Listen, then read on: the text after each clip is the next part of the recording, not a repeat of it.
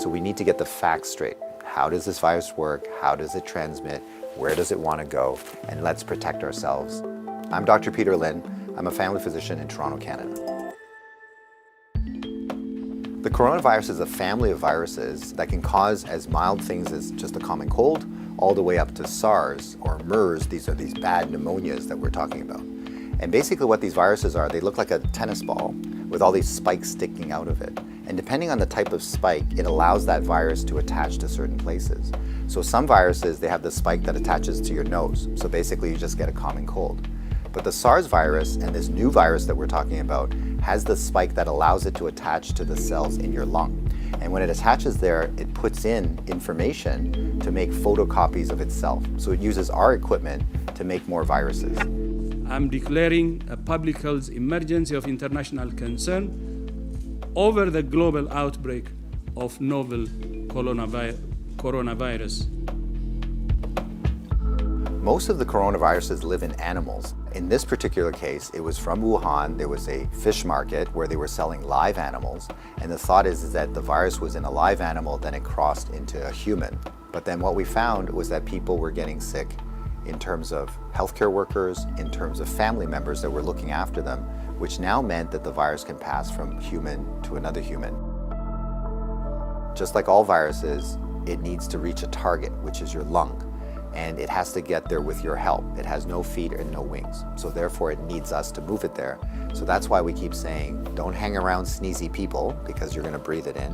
And don't touch your face because that's how the virus is gonna get in. The masks are helpful, but they're not necessary because they're leaky. The ones that you and I buy basically have pockets here, so therefore the virus can get in. What the masks really do is they stop us from touching our face. If you're sick, we tend to mask you, so therefore you're not spewing out the viruses to other people sitting around you. The true people that have the real masks are the N95. Those are sealed. These are for the doctors that may be caring for the patients. So in the beginning, the coronavirus will cause kind of like flu-like symptoms or a cold. So people just get the stuffy nose, that kind of thing. But you'll understand that as soon as that virus starts manufacturing in your lung cells, they're producing all these copies of the virus, all of a sudden now you kill the lung cells. So now you can't exchange oxygen. And that's why one of the early symptoms is people get very short of breath and they tend to have a difficult time breathing, and that's why they end up in hospital. So currently, unfortunately, we don't have a direct treatment for the coronavirus. So we don't have a medication that can kill it off. And so it's really supportive. So in other words, the patient can't breathe, we give them oxygen, help them to breathe. They can't drink, so therefore we give them fluids to support them. Their kidneys begin to shut down, we help them with all those things. So it's a very supportive process. This is a new virus that we've never seen before. So our immune system, our army, are having a hard time figuring out what to do. So usually what we have to do is we make something called antibodies. So these are things that can grab onto the spikes that we see on the virus, and it'll get rid of the virus for you, and that will actually bring you back to good health. So therefore the elderly may have a worse outcome, and of course the young children. So the babies, their immune system is not so good either, so they may not make those antibodies as well.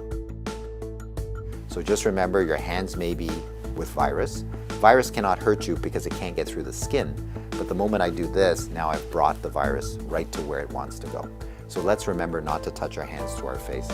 So let's say you think that you might have been on a plane or you might have bumped into somebody that has it. What should you do? So the first thing is to contact a healthcare worker to tell them that potentially you have it. If you're feeling symptoms and you're going to go into a facility, call ahead. Okay, so whether you're calling the paramedics or whether you're calling the hospital or your doctor, just mention that you were on a flight. If you don't have any symptoms, then what we do is a little bit of a self-quarantine. In other words, we can just keep you away from other people, and so you don't go into parties, don't go with your friends, don't go into public transportation.